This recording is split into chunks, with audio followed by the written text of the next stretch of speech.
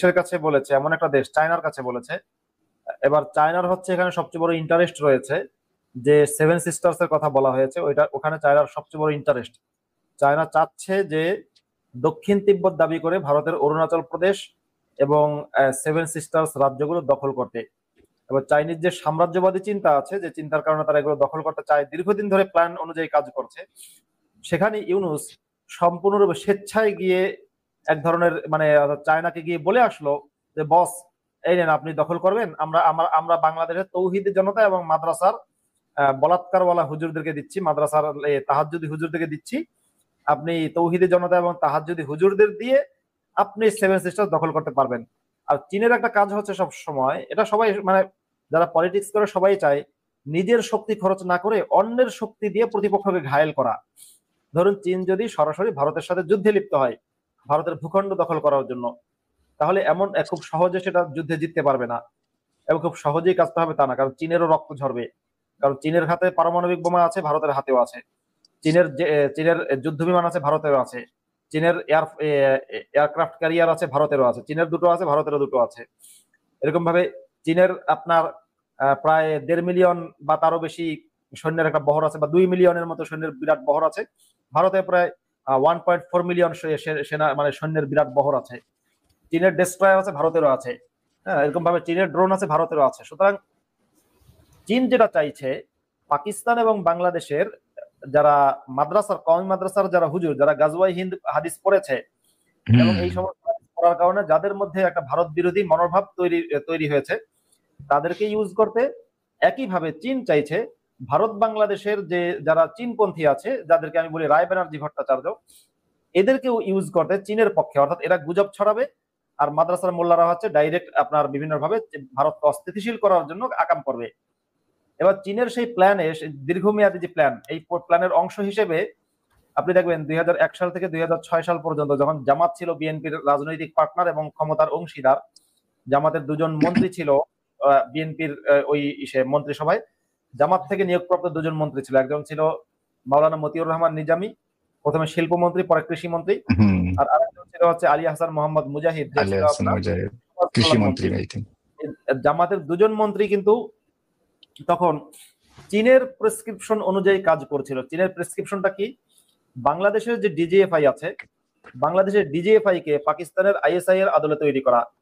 পাকিস্তানের আইএসআই যেমন আর্মির ইন্টেলিজেন্স উইং, একইভাবে বাংলাদেশেরও ডিজিএফআই হচ্ছে বাংলাদেশ আর্মির ইন্টেলিজেন্স উইং।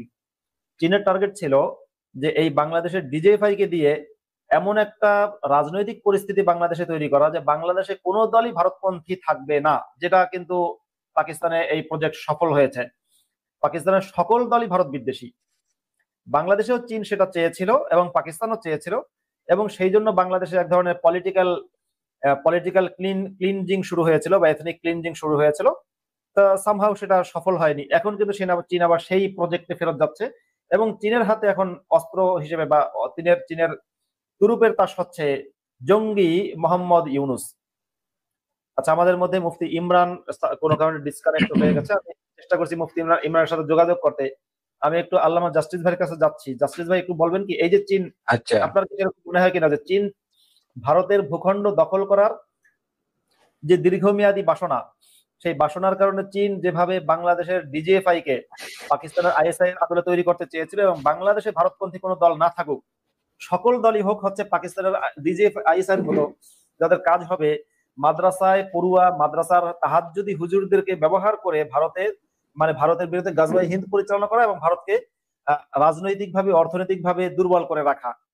সেই একই পরিকল্পনা অনুযায়ী চীন কি এখন আবারও এগোচ্ছে কিনা, মানে চীনের যে মেটিকুলাস ডিজাইন, এবং সেই ডিজাইনের সাথে যুক্ত আছে আপনার আমেরিকার ডিপ স্টেট তথা জঙ্গি হিলারি ক্লিনটন এবং তার বর বিল ক্লিনটনের যে সংস্থা আছে ক্লিনটন ফাউন্ডেশন, এরা সবাই মিলে কি ওই একই লক্ষ্যে কাজ করছে কিনা?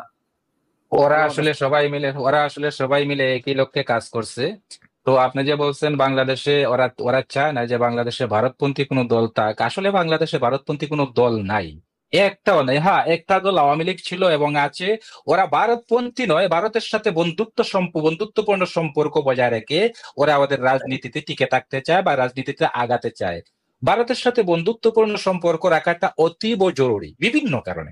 প্রথম কারণ হয়েছে, ওরা আমাদের ৭১-এর যুদ্ধের সময় ওরা আমাদেরকে অস্ত্র দিয়েছিল, ওরা আমাদেরকে ট্রেনিং দিয়েছিল, কোটি কোটি রিফিউজিদেরকে তারা তাদের দেশে আশ্রয় দিয়েছিল, এবং ইভেন ভারতের আর্মিরা বাংলাদেশে এসে পাকিস্তানি আর্মিদের বিরুদ্ধে যুদ্ধ করেছিল, এবং ৯৩,০০০ পাকিস্তানি আর্মি সারেন্ডার করেছিল।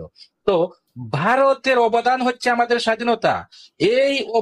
যেই অবদান যারা অস্বীকার করে, ওদেরকে আপনারা কৃতজ্ঞ তো আমরা তো কৃতজ্ঞ বলতে পারবো না, ওদের তো নিমক হারাম বেঈমান বলতে হবে।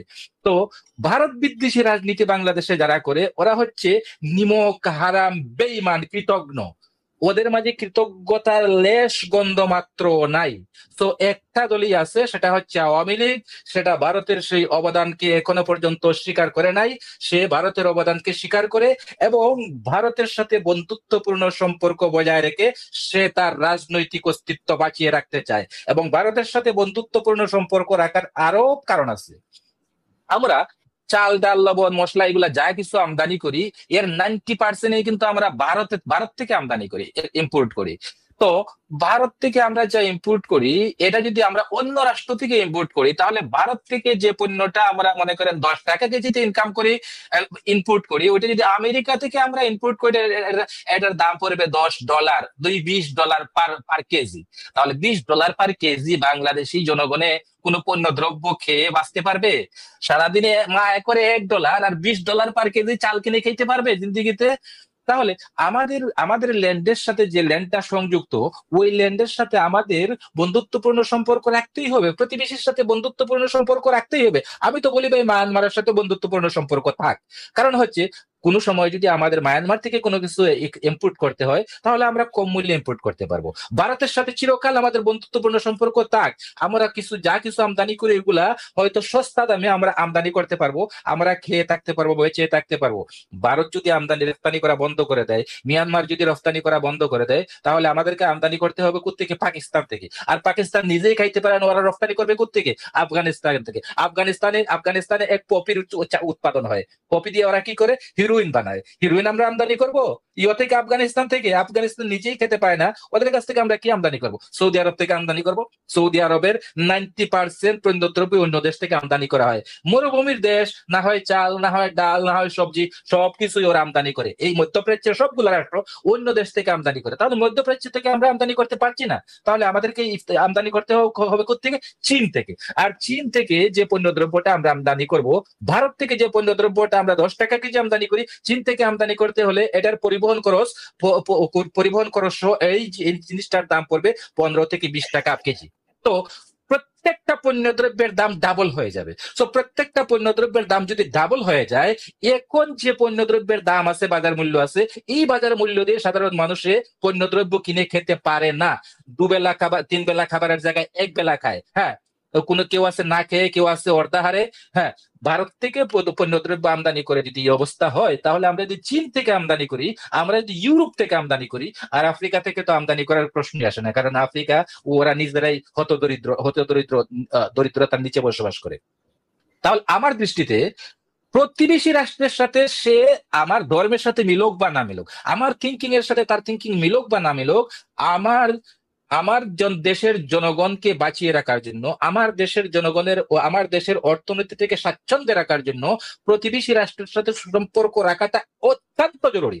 যারা বলে প্রতিবেশী রাষ্ট্রের সাথে আমরা সম্পর্ক রাখবো না, ভারত চাও না দিল্লি চাও, ভারত থেকে কোনো পণ্যদ্রব্য আমদানি করতে পারবো না, ভারতের সমস্ত পণ্যদ্রব্য বর্জন করো, ভারতের পণ্যদ্রব্য বর্জন করে দেখেন, ভারত থেকে পণ্যদ্রব্য আমদানি বন্ধ করে দেখেন, থেকে আমদানি, মায়ানমার থেকে পণ্যদ্রব্য আমদানি বন্ধ করে দেখেন, 3 ভাগের 2 ভাগ বাঙালি দিনে 1 বেলা খেতে পারবে না।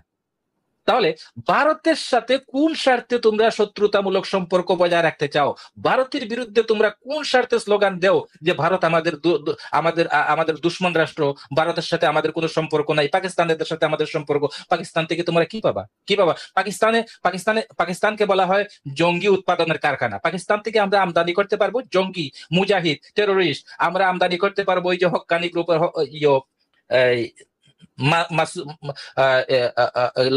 লস্করে তৈবা, তারপরে আরো কি কি জানি সন্ত্রাসী গ্রুপ গুলা, ওইগুলো গ্রুপ থেকে আমরা সন্ত্রাসী আমদানি করতে পারবো। আমরা হয়তো চোরাচালানের অস্ত্র আমদানি করতে পারবো।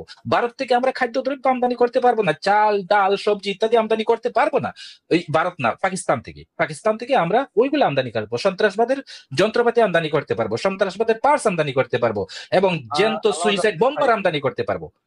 আল্লামা জাস্টিস ভাই, এই যে বাংলাদেশের উগ্র জঙ্গি মোহাম্মদ ইউনূসকে একটা সংবাদ আমি জানাই, যে হ্যাঁ, যখন ইউনূস হুমকি দিয়েছে যে ভারতের চিকেন নেককে সে দখল করবে বা এই ধরনের ইঙ্গিত দিল, বা চীনকে চিকেন নেক কেটে দিলে সেভেন সিস্টারকে অস্থিতিশীল করে দিবে। হ্যাঁ, আসলে আসলে নিজেরা তো পারবে না, ওই চীনকে দেবে আর কি, যেটা করে আর কি। মাদ্রাসার তাহাজ্জুদ খাওয়া ছাত্ররা যেরকম হুজুররা বলে এই ইসলামের বিরুদ্ধে গভীর ষড়যন্ত্র চলে, এবং রাতের বেলা হুজুর বলে যে এই ইসলামের বিরুদ্ধে যেহেতু গভীর ষড়যন্ত্র চলে, তাহলে চল তোর সাথে তাহাজ্জুদের নামাজ আদায় করি। তো ইউনূস এরকম আর কি তাহাজ্জুদের নামাজের সুযোগ দিতে চাচ্ছে বাংলাদেশের মোল্লাদেরকে দিয়ে চীনকে। এখন ভারতের একজন আসামের একজন মুখ্যমন্ত্রী, তিনি নাম হচ্ছে হিমন্ত বিশ্ব শর্মা কিন্তু আবার বলেছে যে ইউনূস, তুমি যে চিকেন নেকের কথা বলো, ভারতে তো একটা চিকেন নেক, আর তোমার কিন্তু দুইটা চিকেন নেক, একটা হচ্ছে রংপুর আর একটা হচ্ছে চট্টগ্রাম। ভারতের মানে আসলে কি, আমার একজন ব্যক্তির কাছে শুনেছিলাম, কেউ যদি আরেকজনের দিকে একটা আঙ্গুল তোলে, তখন দেখা যায়, আপনি যদি আরেকজনের দিকে একটা আঙ্গুল তোলেন, দেখবেন যে বাকি চারটা আঙ্গুল কিন্তু আপনার দিকে আছে। সুতরাং আরেকজনকে আপনি যখন হুঁশিয়ারি দেবেন বা আরেকজনকে যদি আপনি ভয় দেখাবেন, বাকি চারটা আঙ্গুল কিন্তু আপনার দিকেই আছে। যে বাংলাদেশের এক্স্যাক্টলি। জঙ্গি চীনের উস্কানিতে পড়ে বারবার চিকেন নেক করে, বাংলাদেশের কিন্তু দুইটা চিকেন নেক আছে, একদিকে চট্টগ্রাম আর একদিকে কিন্তু রংপুর। এবার বাংলাদেশ হিমন্ত বিশ্ব শর্মা বলেছেন, রিসেন্টলি আজকেই তিনি হুঁশিয়ারি দিয়েছেন যে তোমাদের কিন্তু দুইটা চিকেন নেক আছে, মনে রাখবা। সুতরাং ভারত চাইলে চট্টগ্রাম এবং রংপুর দখল করে নিতে পারবে। এটা না জঙ্গি ইউনূসের কি এটুকু বুঝে আসে না যে বাংলাদেশের দুটো চিকেন নেক আছে, নাকি নাকি নাকি মাথার মধ্যে ইসলামী রাজনীতির ভূত ঢোকার কারণে মানে মাথা মতো বুদ্ধি শুদ্ধি সব খুইয়েছে এই বুইরা বেটা। আমি একটু মুফতি ইমরানের কাছে যেতে চাই, মুফতি ইমরান যদি এই বিষয়ে বলো। যা বলার তো আপনারাই বলছেন, আমি কি বলবো। আমি আল্লামা জাস্টিস ভাইয়ের একটা কথা, যেটা আমি ইসলামিক দৃষ্টিকোণ থেকে যদি একটু বলতে চাই। উনি বললেন যে ভারতের সঙ্গে সুসম্পর্ক বজায় রাখা বাংলাদেশের জন্য জরুরি, কারণ প্রতিবেশী দেশ, ভারত থেকে অনেক কিছু আমদানি হয়। এটা ঠিক, কিন্তু এটা ইসলামিক দৃষ্টিকোণ থেকে কখনোই, তো তৌহিদি জনতা বলেন, আলেম ওলামা বলেন, বাংলাদেশের সংখ্যাগরিষ্ঠ আম, উম, জনগণ বলেন, তারা কখনোই এটা করবে না, কারণ ধর্মীয় দৃষ্টিকোণ থেকে, ইসলামিক দৃষ্টিকোণ থেকে পাকিস্তানি আমাদের আপন। আর আপনি যেটা বললেন যে আমদানি টামদানি, এগুলো এগুলো তো আসলে, আপনি ইসলাম জানা একজন মানুষ, আপনি কিভাবে এই কথাটা বললেন আমার বুঝে আসছে না। ইসলামিক দৃষ্টিকোণ থেকে আল্লামা জাস্টিস ভাই, আমি যদি বলি, মান্না আল্লাহ রসুলের মান্না যুগে কি হয়েছিল? মান্না আল্লাহ মান্না রসুলের যুগে, সালোয়া খাবো আমরা। মান্না সালোয়া হ্যাঁ, আসবে আমাদের। জিহাদ করে। এই যে এখনো তো আমরা গাজওয়াতুল হিন্দের অপেক্ষা করছি, মুসলিমরা আমরা গাজওয়াতুল হিন্দের অপেক্ষা করছি, যদিও হিন্দুস্তানে বহু যুদ্ধ হয়ে গেছে, তারপরেও তারা কিয়ামত পর্যন্ত ওই আল্লাহ রসুলের ভবিষ্যৎবাণী অনুযায়ী একটা কথা বলেছে আন্দাজে, এইটার কারণে ভারতের মানুষরা যুগে যুগে হত্যাকাণ্ডের শিকার হবে, এবং হয়েছে, এবং কিয়ামত পর্যন্ত তারা অপেক্ষায় আছে মুসলিমরা ভারতের রক্ত শোষণের জন্য। তো ওরা তো অপেক্ষায় আছে, আমদানি টামদানি না, ওরা ভারতের সঙ্গে যুদ্ধ করবে। ভারতের নারীদের, সুন্দরী সুন্দরী নারী, কত কত, আমরা বলিউডের কত মুভি দেখি, সাউথের কত মুভি দেখি, এই যত নায়িকা আছে এদেরকে তারা দাসী হিসেবে ভোগ করবে। ভারতের ধনসম্পদ তো মুসলিমদেরই হবে, এই আশা নিয়ে, এই স্বপ্ন আচ্ছা, নিয়ে যখন আছে, আপনি আপনি ওইভাবে সেখানে বলছেন। ভাবতেছেন। ওকে, বুঝতে তো পারছি। এই হ্যাঁ, মান্না সালোয়ার বিষয়ে একটু বলেছিলেন আল্লামা জাস্টিস ভাই। আমি একটু মান্না সালোয়া দিয়ে স্মরণ করিয়ে দিই। কোরআনের মধ্যে সূরা আল বাকারা 2 নম্বর সূরা আল বাকারার 57 নম্বর আয়াতে আছে, ওয়াযাল্লালনা আলাইকুমুল গামামা ওয়া আনজালনা আলাইকুমুল মান্না ওয়াস সালওয়া কুলু মিন তাইয়্যিবাতি মা রাযাকনাকুম ওয়া মা যালামুনা ওয়ালাকিন কানু আনফুসাহুম ইয়াযলিমুন। যার অর্থ হচ্ছে, আমি তোমাদের উপরে মেঘের ছায়া দিয়েছিলাম এবং তোমাদের উপর নাজিল করলাম মান্না ও সালওয়া। তোমরা সেই পবিত্র বস্তু থেকে আহার করো যা আমি তোমাদেরকে রিজিক হিসেবে দিয়েছি। আর তারা আমার প্রতি জুলুম করেনি, বরং তারা নিজেদের প্রতি নিজেরা জুলুম করেছে। এর অর্থ হচ্ছে মোহাম্মদের সময়ে, না সরি, মুসা নবীর গল্প বলা হচ্ছে সূরা আল বাকারার মধ্যে। মুসা নবীর সময়ে মুসা নবীর যারা উম্মত ছিল, তারা অর্থাৎ বনি ইসরাইল, তাদেরকে আল্লাহ এক ধরনের খাবার দিয়েছিলেন, যেটা আসমান থেকে সরাসরি আপনার এক ধরনের জান্নাতি খাবার আর কি, খুব মিষ্টি এবং খুব সুন্দর মজাদার খাবার। সেই খাবারটাকে বলা হয় মান্না এবং সালওয়া। এই মান্না এবং সালওয়া এই খাবারটা যখন আসমান থেকে নাজিল করেছিলেন মুসা নবীর উম্মতের উপরে, মানে জান্নাতি খাবার, বেহেশত থেকে তৈরি করা খাবার দুনিয়াতে পাঠানো হয়েছিল।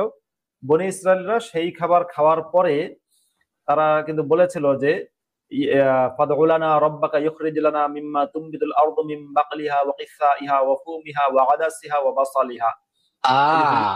এখানে আমার প্রশ্ন বলে, আছে মাসুদ ভাই, এই হ্যাঁ, আমি বলছি, এই জান্নাতি খাবারের প্রতি ওরা কেন বলছিল ডিসগাস্টিং, এগুলো আর আমরা খাবো না, আমাদের রুচিতে জান্নাতি খাবার এতটা ডিসগাস্টিং হয়, একটু এতটাই ডিসগাস্টিং কেন হয় একটু বলবেন প্লিজ? এটাই আমি বলতে চেয়েছি আল্লামা জাস্টিস ভাই, যে জান্নাতি খাবারের কথা আমাদের হুজুরে এত সুন্দর করে বলে, এত মজা, এত মজা। কেউ যদি একবার জান্নাতি খাবার পায় সে জীবনে ভুলতে পারবে না, সে তো খাবে আর খাবে। তাহলে পৃথিবীতে যখন সেই জান্নাতি খাবার আল্লাহ পাঠালেন, তাহলে বনি ইসরায়েলের লোকেরা কেন সেই খাবারটাকে পছন্দ করলো না, বরং বললো যে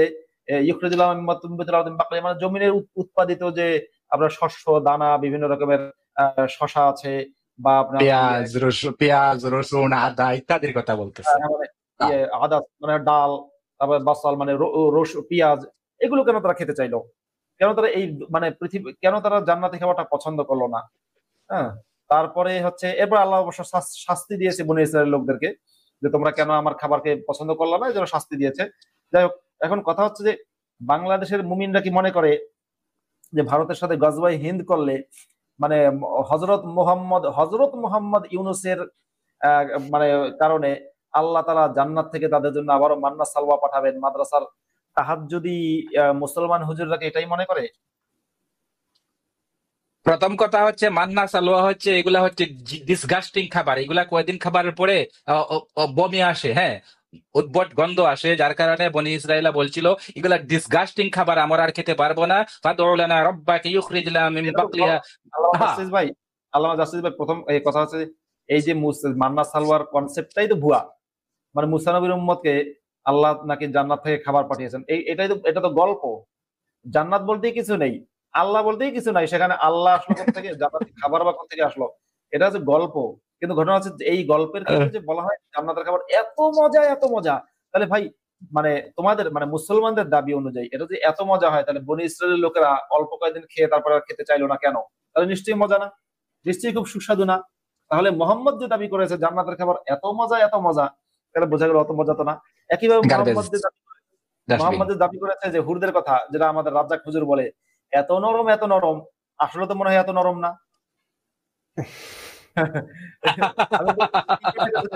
ইমরান বলতো, এই যে মান্না সালওয়া যদি এত মজা, এত মজা না হয়, তাহলে হুরেরাও তো এত নরম, এত নরম হওয়ার কথা না?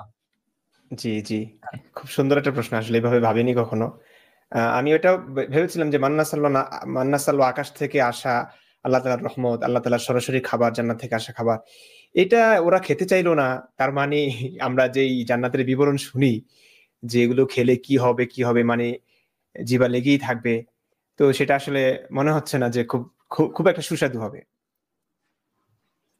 আচ্ছা, যাই হোক, না, মোটেও সুস্বাদু না। তারপরে আরেকটা কনসেপ্ট যে আপনারা আনলেন গাজওয়াতুল হিন্দ, তো আচ্ছা মান্না সালোয়া না হয় আসলো না, অথবা মান্না সালোয়া আসলে কয়েকদিন পরে মুমিন মুসলমানরা বলবে, খলিফাতুল মুসলিমিন এই যে সুদি মহাজন, ওরা বলবে যে এগুলা খাবার আর ভালো লাগতেছে না, ডিসগাস্টিং লাগতেছে, এক জাতীয় খাবার, বোরিং লাগতেছে, এগুলা মনে হয় এখন গার্বেজের মতো গন্ধ আসতেছে, বমি বমি আসতেছে একবার। আচ্ছা, নিজে নিজে একটা জিনিস ট্রাই করে দেখেন, এভরিডে কিন্তু আপনার কুরমা পোলাও খেতে ভালো লাগে, বিরিয়ানি খেতে ভালো লাগে না। আপনার সকাল বিকাল দুপুর যদি বিরিয়ানি খান, 2 দিন যদি খান, তাহলে তৃতীয় দিন আপনার মুখ দিয়ে যাবে না, বমি আসবে, বমি। হ্যাঁ, তো ওদের কাছে এইরকমের রাখছিল, রুচি বদলাতে হয়। একদিন মনে করেন কুরমা পোলাও খাইতে হয়, আরেকদিন মাছ খাইতে হয়, আরেকদিন বিরিয়ানি খাইতে হয়, আরেকদিন শুটকির ভর্তা খাইতে হয়, আরেকদিন মনে করেন শুটকি খেতে হয়, ইত্যাদি ইত্যাদি। রুচি না বদলালে মনে করেন একটা ভালো জিনিসও ভালো লাগে না। তো ওদেরকে এক জাতীয় খাবার দিছিল, এই জন্য ওদের কাছে ভালো লাগে না। ওরা বলতেছিল আমাদের বমি বমি ভাব আসতেছে, আমরা এগুলার খাবো না, আমাদেরকে ওই জমিনে যা উৎপাদিত হয় চাল ডাল, তারপরে গম, তারপরে পেঁয়াজ রসুন শসা ইত্যাদি ইত্যাদি আমাদের চাই। তো আল্লাহ বললেন তোমরা এখানে দাও। আচ্ছা, এনিওয়ে, তো মান্না সালোয়া না হয় এখন আর আসবে না, এটা আকাশ কুসুম কল্পনা, আসাও সম্ভব না। আর যদিও আসেও, তারপরে ওরা এক সপ্তাহকে বলবে আর আমরা খেতে পারতেছি না, আমাদের ডিসগাস্টিং লাগতেছে, বোরিং লাগতেছে, এগুলো আমরা গার্বেজে ফেলে দেবো। তখন ওরা কি করবে? তখন ওদের দ্বিতীয় যে প্ল্যান, সেটা হচ্ছে গাজওয়াতুল হিন্দ করবে। গাজওয়াতুল হিন্দ, কারণ আল্লাহ কুরআনেই তো, হ্যাঁ, মুফতি ইমরান ভাই তো ঠিকই বলেছে, ওরা পাকিস্তান থেকে আমদানি করবে কেন, ওরা আফগানিস্তান থেকে হিরোইন আমদানি করবে কেন, ওরা মরুভূমি এরাবিয়ান পেনিনসুলা থেকে বালি আমদানি করবে কেন, আমদানি করার তো দরকার নাই। আমাদের বাংলাদেশের আশেপাশে সুজলা সুফলা এমটি আছে, যেখানে সুজলা প্রাচীন কাল থেকে, এটা হচ্ছে ফার্টাইল ল্যান্ড, এখানে প্রাচীন কাল থেকে মানুষের আনাগোনা চলতেছে শুধুমাত্র এই উৎপাদনের জন্য।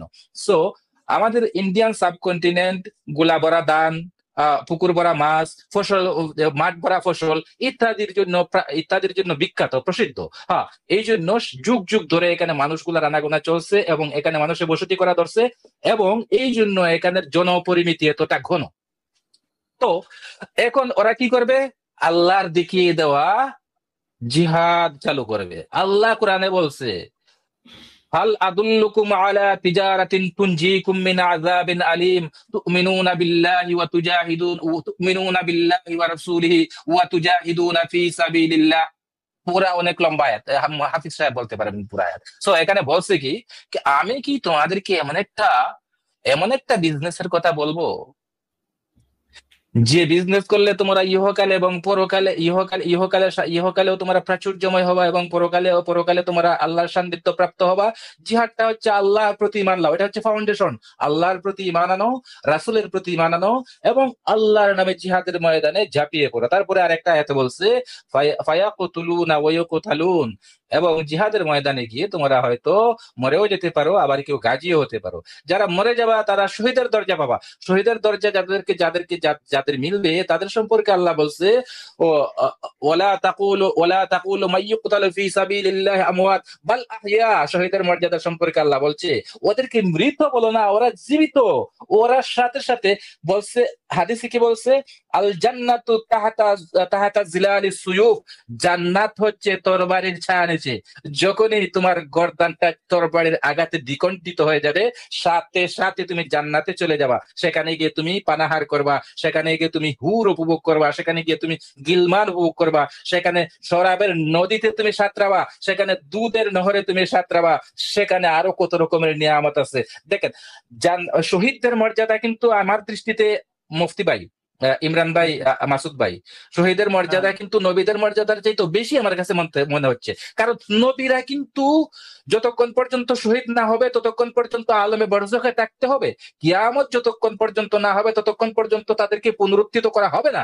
তাদেরকে পুনরুত্থিত করা হবে কিয়ামতের পরে, তারপরে তাদেরকে জান্নাতে দেওয়া হবে। কিন্তু শহীদদেরকে ডাইরেক্ট জান্নাত, আল জান্নাতু তাহাতা জিলালি সুয়ুফ, শহীদদেরকে ডাইরেক্ট জান্নাতে দেওয়া হবে। এবং কোরআনে বলছে, ওয়ালা তাকুল লাহুম আমওয়াত, ওদেরকে মৃত বলো না, বাল আহইয়া, ওরা হচ্ছে জীবিত। ওদেরকে আল্লাহ খাওয়ান পান করান, যেহেতু ওরা প্রস্রাব পায়খানা অবশ্যই করে, আর প্রস্রাব পায়খানা যেহেতু অবশ্যই করে, ওদের ফিজিক্যাল নিড হয়, সেক্সুয়াল ইন্টারকোর্সের প্রয়োজন হয়। এই জন্য তো জান্নাতি হুররা রেডি আছে, জান্নাতি গিলমানরা রেডি আছে। যদি চাও তুমি জান্নাতি গিলমান ইউজ করো, যদি চাও তুমি জান্নাতি হুর ইউজ করো। এত নরম, এত নরম, এত নরম, কাজ করার আগে আকাশে উড়ে যাবে, এত নরম জান্নাতি হুর ইউজ করো। তারপরে কোন এক মোল্লা জানি বলছে, হুর শব্দের অর্থ নাকি এটা নাকি বলছে আল্লাহ ইসফাউজ। আচ্ছা, আমি তো অ্যারাবিক ব্যাকরণে কোন শব্দ সম্পর্কে, ইলমুন নাহুতে কোন শব্দ সম্পর্কে এরকমের কোন ডেফিনেশন পাই নাই যে শব্দকে বলছে এটা উভয়লিঙ্গ মিন করে। হয় শব্দটা মুয়ান্নাস হতে হবে, নাই শব্দটা মুযাক্কার হতে হবে। এই যে মাঝখানে যে একটা কমন জেন্ডার আমাদের বাংলা গ্রামারে আছে অথবা ইংলিশ গ্রামারে আছে, অ্যারাবিক গ্রামারে এরকমের কমন জেন্ডার আমি পাই নাই। হ্যাঁ, ইলমুল মানতিকে আছে, জিন্স বিন্স ইত্যাদি আছে, জিন্স নু পড়া, এগুলা ইলমুল মানতিকে আছে। কিন্তু ইলমুল নাহুতে জিন্স বিন্স বলতে কিছু নাই। শব্দ দুই প্রকারই হয় এটা মুযাক্কার হবে, নাই মুয়ান্নাস হবে। যদি তার বায়োলজিক্যাল পুরুষাঙ্গ থাকে এবং এর বিপরীতে কোনো যদি নারীলিঙ্গ থাকে, তাহলে এটা হচ্ছে মুয়ান্নাস, এটা হচ্ছে মুযাক্কার হাকিকি আর মুয়ান্নাসে হাকিকি। আর যে মুয়ান্নাসের বিপরীতে, যে সব শব্দের বিপরীতে কোনো পুংলিঙ্গ নাই, এটাকে বলা হয়েছে মুয়ান্নাসে গায়রে হাকিকি। অতএব গাছ, পালা, পাথর ইত্যাদি হচ্ছে মুয়ান্নাসে গায়রে হাকিকি, কারণ এর বায়োলজিক্যাল লিঙ্গ নাই। যেমন চেয়ার, আমরা এটাকে ক্লিবলিঙ্গ বলি, কিন্তু এরাবিকে কোনো ক্লিবলিঙ্গ নাই। অতএব চেয়ার এরাবিকে কি বলতে হবে? হয় এটাকে মুযাক্কার বলতে হবে, না মুয়ান্নাস বলতে হবে। এটাকে জিন্স বলা যাবে না। জিন্সের পরিভাষা হচ্ছে ইলমুল মানতিক ইউজ করা হয়। এক গায়ের বাছুর যদি আরেক গায়ে টেনে লাগাই দেয় হবে নাকি ভাই? ইলমুল মন্তিকের পরিভাষায় যদি ইলমুন নাহু টেনে লাগাই দেয় তাহলে হবে নাকি? তো এখানে অনেকে আবার হুর শব্দকে বানায় ফেলছে, জিন্স বানায় ফেলছে, অর্থাৎ কমন জেন্ডার বানায় ফেলছে, স্পাউস অনুবাদ করে। ওরে বাবারে, কত বড় অনুবাদক এসে গেছে, কোরআনে এখন স্পাউস লাগায় দেয়। হ্যাঁ, স্পাউস না, পুরুষ হুরো নাকি আছে, আবার নারী হুরো নাকি আছে, ইত্যাদি ইত্যাদি। এই রকমের ভাই মাথা মোটা টাইপের যে মুসলিমরা এসে এখানে অনুবাদ করে, ওরা যে আল্লামা জাস্টিস ভাই, জি জান্নাতে তো গিলমান থাকবে না হুরের সঙ্গে? হ্যাঁ, গিলমান থাকবে। আমি গিলমান নিয়ে একটা আমি গিলমান নিয়ে একটা লাইভ করেছিলাম। অনেকে বলে গিলমান শুধু শরাব পরিবেশন করার জন্য থাকবে। না, আমি দেখেছি গিলমান শুধু শরাব পরিবেশন করার জন্য থাকবে না, গিলমানে শরাবও পরিবেশন করবে এবং এদের সাথে জান্নাতি পুরুষের অ্যানাল সেক্স করবে। আমি দেখিয়ে দিয়েছি, একদম ডিকশনারি সবকিছু শুরু করে দেখাই দিয়েছি। ও, জান্নাতে তার মানে হচ্ছে মানে সমকামিতাও থাকবে? তার সমকামিতা থাকবে, কিন্তু সমকামিতা মানে প্রাপ্তবয়স্ক সমকামিতা থাকবে না। বাচ্চাবাজি থাকবে, এটাকে হচ্ছে বলৎকার বলতে পারি, সমকামিতা বলতে পারি না। সমকামিতা যদি হইতো সেটা অন্য কথা। ওরা যদি প্রাপ্তবয়স্ক হইতো, জান্নাতি যে ইয়োরা থাকবে, এই গিলমানরা থাকবে, ওরা কিন্তু অপ্রাপ্তবয়স্ক। আমি যখন তাফসিরের দর্শে ছিলাম তখন আমার এই প্রশ্নটা অনেক আগে জেগেছিল যে জান্নাতে আসলে গিলমানরা করবে এটা কি। তো যেটা বললো যে শরাব পরিবেশন করবে, তো আমার তখনই একটা প্রশ্ন জেগেছিল যে এতগুলো হোর থাকবে, নারীরা কি শরাব পরিবেশন করতে পারে না? তো এর জন্য আবার ছোট ছোট বাচ্চা লাগবে। শরাব পরিবেশন করার জন্য আমরা ইউরোপ আমেরিকায় দেখি নারী বারটেন্ডাররাই থাকে, ওরাই শরাব পরিবেশন করে। হ্যাঁ, আচ্ছা, আমরা মোটামুটি 1 ঘন্টার বেশি হয়েছে। আমি আল্লামা জাস্টিস ভাই কি বলেন, আমরা কি আস্তে আস্তে লাইভটা শেষ করার দিকে যাব? ঠিক আছে। জি, আমাদের এই সপ্তাহে আমরা এই যে ইউনূসের যে পদত্যাগ নাটক এবং এর সাথে ইসলামের সংযোগ, এগুলো নিয়ে কথা বললাম। এবং ভারত বিদ্বেষ যে কেবলই একটা পলিটিক্যাল অস্ত্র, যেটা দিয়ে কেবল ক্ষমতায় থাকার জন্য এটাকে ক্ষমতাসীনরা ব্যবহার করে থাকে, সেটা বুঝতে পারলাম। এবং এর সাথে ইসলামের সংযোগটা কি, এই যে বিদ্বেষের মাধ্যমে ক্ষমতায় টিকে থাকে, এটা মোহাম্মদের কৌশল। মোহাম্মদ তার ক্ষমতা এবং বিভিন্ন বিকৃত রুচির যে কাজগুলো মোহাম্মদ করতেন, যেগুলো কোনো সুস্থ মস্তিষ্কের মানুষের পক্ষে করা সম্ভব না, হ্যাঁ, এই সমস্ত কাজ করার জন্য মোহাম্মদ কিন্তু তার বিদ্বেষ কি মানে ইহুদি বিদ্বেষ, খ্রিস্টানদের প্রতি বিদ্বেষ, সংখ্যালঘুদের প্রতি বিদ্বেষ, বা ধরেন যে পৌত্তলিকদের প্রতি বিদ্বেষ, এই বিদ্বেষটাকেই মোহাম্মদ ব্যবহার করেছিল। আজকে মোহাম্মদের অনুসারী মোহাম্মদ ইউনূস ও সেই একইভাবে বিদ্বেষকে দিয়ে তার ক্ষমতা পাকাপোক্ত করে চলেছে বুড়ো বয়সে। এবং যদি আপনারা ইউনূসের চরিত্র বুঝতে চান, তাহলে আব্দুল্লাহর পুত্র মোহাম্মদের চরিত্র বোঝা লাগবে। কারণ ইউনূস যে ইসলামের প্রোডাক্ট, আমরা কিন্তু বলছি ইউনূস বিশ্বাসী মুসলিম নাও হতে পারে, কিন্তু বিশ্বাসী মুসলিম আর পলিটিক্যাল মুসলিম এই দুটো কিন্তু ভিন্ন।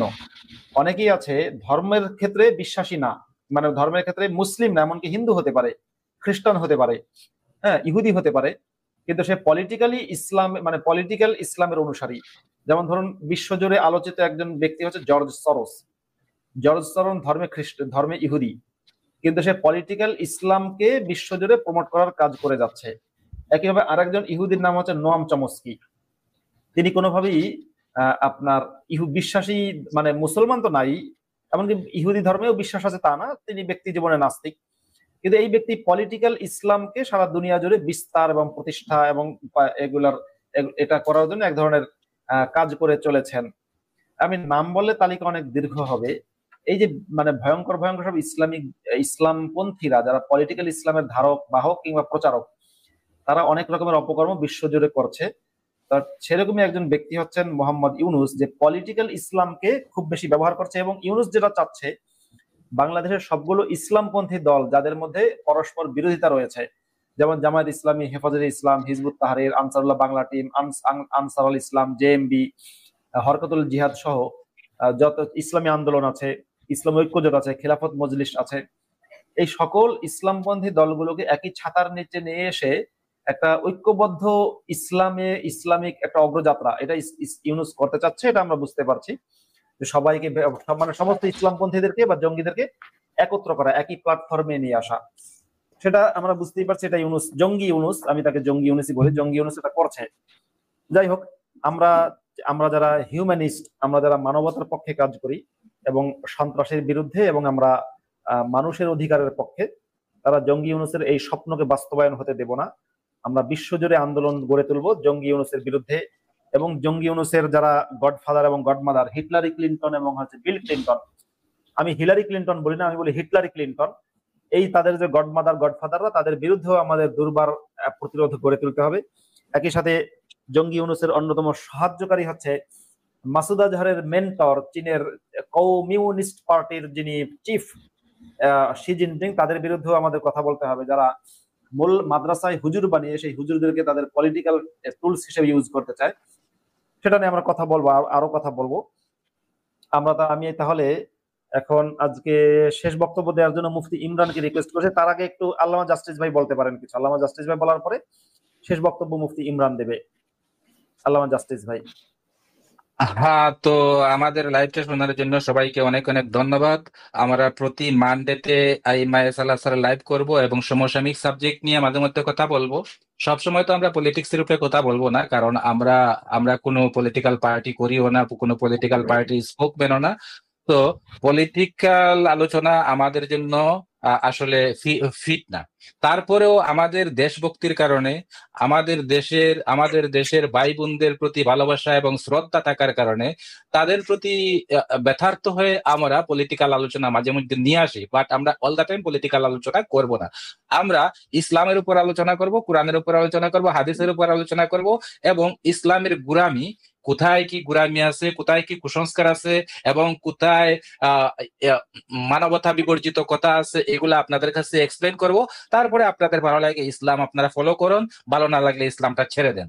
এই হচ্ছে আমাদের কথা। তো সবাই ভালো থাকবেন, সুস্থ থাকবেন। আশা করি আগামী লাইভে আপনাদের সাথে দেখা হবে, কথা হবে। ততক্ষণ ভালো থাকবেন। ধন্যবাদ আল্লামা জাস্টিস ভাই। মুফতি ইমরান বিন বশির, তুমি যদি শেষ বক্তব্য দাও তাহলেই আমরা শেষ করব।